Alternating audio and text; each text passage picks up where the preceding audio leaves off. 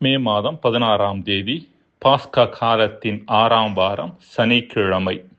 முதல் வாசகம். திருத்தூதர் பணிகள் நூலிலிருந்து வாசகம். அதிகாரம் 18, இறை வார்த்தைகள் 23 முதல் 28 முடிய. பவுல் சிறிது காலம் அந்தியோக்கியாவில் செலவிட்ட பின் அங்கிருந்து புறப்பட்டு ஒன்றன் பின் ஒன்றாக கலாத்தியா, பிரிகியா பகுதிகள் வழியாகச் சென்று சீடர்கள் அனைவரையும் உறுதிப்படுத்தினார். அலெக்சாந்திரியாவில் பிறந்த அப்பொல்லா என்னும் பெயருடைய யூதர் ஒருவர் எபேசு வந்தடைந்தார். அவர் சொல்வன்மை மிக்கவர், மறைநூல்களில் புலமை வாய்ந்தவர், ஆண்டவரின் நெறிகளை கற்றறிந்தவர். ஆர்வமிக்க உள்ளத்தோடு இயேசுவை பற்றிய செய்தியை பிழையற அறிவித்தும் கற்பித்தும் வந்தார். ஆனால் அவர் யோவான் கொடுத்த திருமுழுக்கை மட்டுமே அறிந்திருந்தார். அவர் தொழுகை கூடத்தில் துணிவுடன் பேசத் தொடங்கினார். அவர் பேசியதை கேட்ட பிரிஸ்கில்லாவும் அக்கில்லாவும் அவரை அழைத்து கொண்டு போய் கடவுளின் நெறியை திட்டவட்டமாக விளக்கினர். அவர் அக்காயாவுக்கு போக விரும்பிய போது சகோதர சகோதரிகள் அவரை ஊக்கப்படுத்தி அவரை ஏற்றுக்கொள்ளுமாறு சீடருக்கு கடிதம் எழுதினார்கள். அவர் அங்கே சென்றபோது இறை அருளால் ஆண்டவரிடம் நம்பிக்கை கொண்டிருந்தவர்களுக்கு பெரிதும் துணையாயிருந்தார். ஏனெனில் அவர் வெளிப்படையாகவும் சிறப்பாகவும் யூதர்களிடம் வாதாடி இயேசுவே மெசியா என மறைநூல்களின் மூலம் எடுத்து காட்டினார். ஆண்டவரின் அருள்வாக்கு. இறைவா உமக்கு நன்றி. நற்செய்தி வாசகம். யோவான் எழுதிய தூய நற்செய்தியிலிருந்து வாசகம். அதிகாரம் 16, இறை வார்த்தைகள் 23 தொடங்கி 28 முடிய. அக்காலத்தில் இயேசு தம் சீடரை நோக்கி கூறியது: நீங்கள் என் பெயரால் தந்தையிடம் கேட்பதையெல்லாம் அவர் உங்களுக்கு தருவார் என உறுதியாக உங்களுக்கு சொல்கிறேன். இதுவரை நீங்கள் என் பெயரால் எதையும் கேட்டதில்லை. கேளுங்கள், பெற்றுக்கொள்வீர்கள். அப்போது உங்கள் மகிழ்ச்சியும் நிறைவடையும். நான் உங்களிடம் உருவகமாகவே பேசி வந்துள்ளேன். ஆனால் காலம் வருகிறது, அப்போது உருவகங்கள் வாயிலாய் பேசாமல் தந்தையை பற்றி வெளிப்படையாய் எடுத்துரைப்பேன். அந்நாளில் நீங்கள் என் பெயரால் வேண்டுவீர்கள். அப்போது உங்களுக்காக தந்தையிடம் கேட்கிறேன் என நான் சொல்ல மாட்டேன். ஏனெனில் தந்தையே உங்கள் மீது அன்பு கொண்டுள்ளார். நீங்கள் என் மீது அன்பு கொண்டு நான் கடவுளிடமிருந்து வந்தேன் என்று நம்புவதால்தான் தந்தையும் உங்கள் மீது அன்பு கொண்டுள்ளார். நான் தந்தையிடமிருந்து உலகிற்கு வந்தேன். இது உலகை விட்டு தந்தையிடம் செல்கிறேன். ஆண்டவரின் அருள்வாக்கு. கிறிஸ்துவே உமக்கு புகழ். அன்புக்குரியவர்களே, ஒரு நம்ப முடியாத ஆனால் உண்மை சம்பவம். 2ஆம் உலகப் போர் நடந்து கொண்டிருந்த நேரம் அது. ஜெர்மனி நாட்டில் ஒரு தாய் தன் மகள்களோடு ஸ்டட்கார்ட் என்ற நகரில் வாழ்ந்து வந்தார். ஒரு நாள் அவர்கள் இருந்த பகுதி வழியே பயணம் செய்த அமெரிக்க போர் விமானம் ஒன்று ஜெர்மானியர்களால் தாக்கப்பட்டு வானில் வெடித்து சிதறியது. உடனே அத்தாயும் மகள்களும் அமெரிக்க போர் விமானத்தினுடைய விமானி காப்பாற்றப்பட வேண்டும் என்று மன்றாடினர். சில ஆண்டுகள் கழித்து இந்த தாயும் அவரது மகள்களும் அமெரிக்காவில் குடியேறினர். அங்கு அந்த தாய்க்கு ஒரு மருத்துவமனையில் செவிலியாக வேலை கிடைத்தது.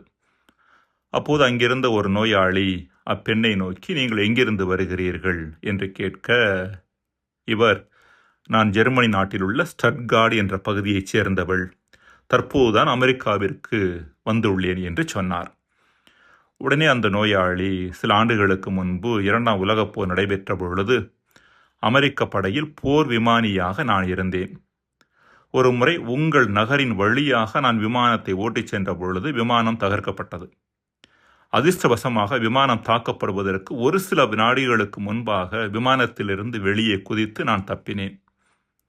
நான் அவ்வாறு செய்ததற்கான காரணம் என்னவென்று எனக்கு இன்று வரை தெரியவில்லை. நிச்சயம் யாரோ ஒருவர் எனக்காக மன்றாடி இருக்கிறார்கள் என்பதை மட்டும் என்னால் உறுதியாக சொல்ல முடியும் என்று சொன்னாராம். அன்பிற்குரியவர்களே, நாம் மேற்கொள்கின்ற இறைவேண்டல்கள் எந்த அளவிற்கு பலனை தர வல்லவை என்பதற்கான ஒரு சிறு உதாரணம் இது. இன்றைய நற்செய்தி வாசகத்தில் இயேசுவின் பெயரால் வேண்டுவது குறித்து நாம் வாசிக்கிறோம். இதுவரை நீங்கள் என் பெயரால் எதையும் கேட்டதில்லை, கேளுங்கள் பெற்றுக்கொள்வீர்கள் என்றும், அந்நாளில் நீங்கள் என் பெயரால் வேண்டுவீர்கள் என்றும் இயேசு கூறுகின்றார். நமது ஆன்மீக மரபை எடுத்துக்கொள்கிற பொழுது இயேசுவினுடைய நாம ஜெபம் என்ற ஒன்று உண்டு. அதாவது இயேசுவின் பெயரை சொல்லி மன்றாடுவது. இத்தகைய ஜெபத்தினுடைய ஆற்றல் என்ன, பலன்கள் என்ன என்பதை விவிலியம் எடுத்துரைக்கிறது. முதலாவதாக, இயேசுவின் பெயரால் நாம் மன்றாடுகிற பொழுது நமது ஜெபமானது கேட்கப்படுகிறது. மத்தேயு 18:20 2-3 பேர் என் பெயரின் பொருட்டு எங்கே ஒன்றாக கூடியிருக்கிறார்களோ அங்கே அவர்களிடையே நான் இருக்கிறேன் என உறுதியாக உங்களுக்கு சொல்லுகிறேன் என்கிறார் இயேசு. மேலும் யோவான் 14:14 நீங்கள் என் பெயரால் எதை கேட்டாலும் உங்களுக்கு செய்வேன் என்கின்றார். அடுத்தபடியாக, இயேசுவின் பெயரால் நாம் மன்றாடுகிற பொழுது நமது பாவங்களுக்கு மன்னிப்பு கிடைக்கிறது. லூக்கா 24:47 பாவ மன்னிப்பு பெற மனமாறுங்கள் என எருசலேம் தொடங்கி அனைத்து நாடுகளிலும் அவருடைய பெயரால், அதாவது இயேசுவினுடைய பெயரால் பறைசாற்றப்பட வேண்டும் என்று எழுதியுள்ளது என்று வாசிக்கிறோம். மேலும் திருத்தூதர் பணி 10:43 அவரில் நம்பிக்கை கொள்ளும் அனைவரும் அவரது பெயரால் பாவ மன்னிப்பு பெறுவர் என்று வாசிக்கின்றோம். மூன்றாவதாக, இயேசுவின் பெயருக்கு அஞ்சி பேய்கள் ஓடுகின்றன. மார்க் 9:38 யோவான் இயேசுவிடம், போதகரே, ஒருவர் உமது பெயரால் பேய்கள் ஓட்டுவதைக் கண்டு நாங்கள் அவரை தடுக்க பார்த்தோம், ஏனெனில் அவர் நம்மை சாராதவர் என்று சொல்வதாக நாம் வாசிக்கிறோம். மார்க் 16:17 நம்பிக்கை கொண்டோர் பின்வரும் அருமடையாளங்களை செய்வர், அவர்கள் என் பெயரால் பேய்களை ஓட்டுவர், புதிய மொழிகளை பேசுவர் என்று இயேசு சொல்கின்றார். அடுத்தபடியாக, இயேசுவினுடைய பெயரால் நாம் மன்றாடுகின்ற பொழுது நாம் பாதுகாக்கப்படுகின்றோம். யோவான் 17:11 நீர் எனக்கு அளித்த பெயரின் ஆற்றலால் அவர்களை காத்தருளும் என்று இயேசு அவரின் பெயரால் மன்றாடுகிற அனைவரையும் காக்க வேண்டும் என்று தந்தையிடம் மன்றாடுகின்றார்.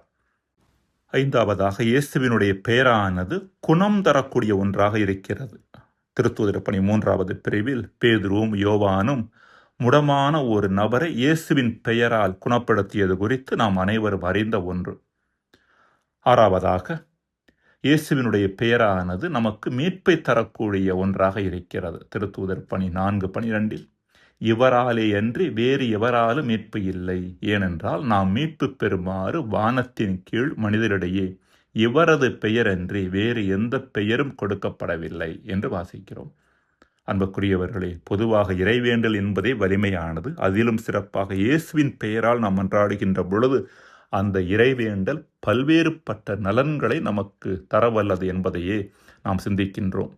எனவே நமது இறைவேண்டல் வாழ்வில் இன்னும் ஆழமாக சென்று இயேசு நாம ஜெபத்தின் வழியாக நமது ஆன்மீக வாழ்வை ஆழமாக்கிக் கொள்ள இன்றைய நாளில் நாம் அழைக்கப்படுகின்றோம். மன்றாடுவோமாக. இறைவா, இறைவேண்டலின் முக்கியத்துவத்தையும் நாம ஜெபத்தின் ஆற்றலையும் நாங்கள் உணர்ந்து கொள்ள எங்களுக்கு வரம் தருவீராக. ஆமேன்.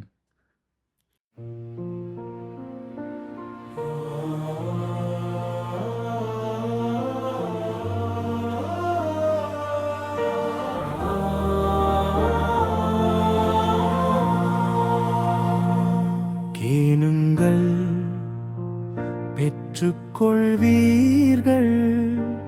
களிகூரும் உங்கள் உள்ளங்கள், தந்தையின் அன்பை அறிவிக்கும் இயேசுவே எங்கள் இரட்சகரே. உம் நாமத்தில் யாம் ஜெபித்தால் உயிரெல்லாம் புதிதாய் மலருமே. துயரங்கள் நீங்கி சமாதானம் எம்மில் நிரம்புமே.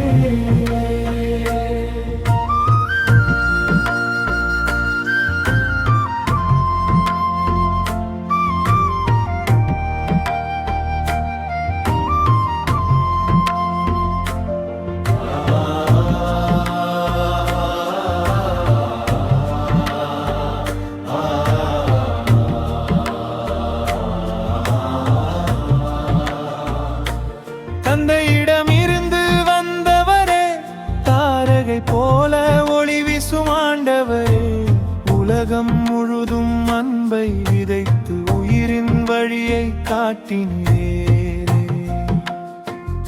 நான் உலகை விட்டு தந்தையிடமே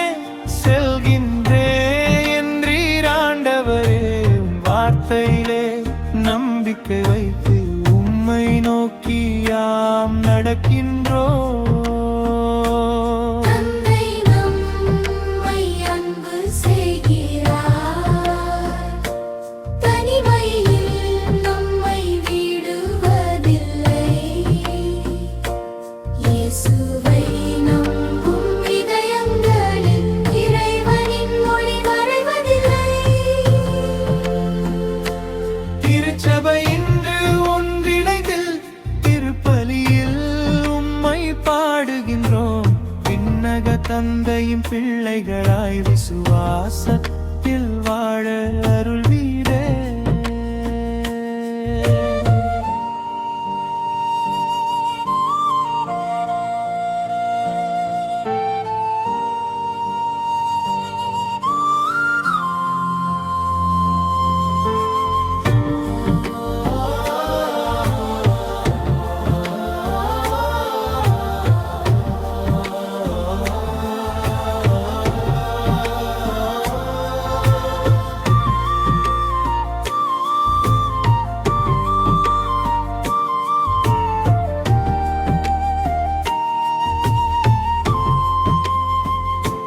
இயேசுவே எங்கள் ஜெபத்தின் பதிலே, இன்பமாய் எம்மில் வாசமாயிரும். தந்தையின் அன்பை உலகறிய தூய ஆவியால் நடத்திடும்.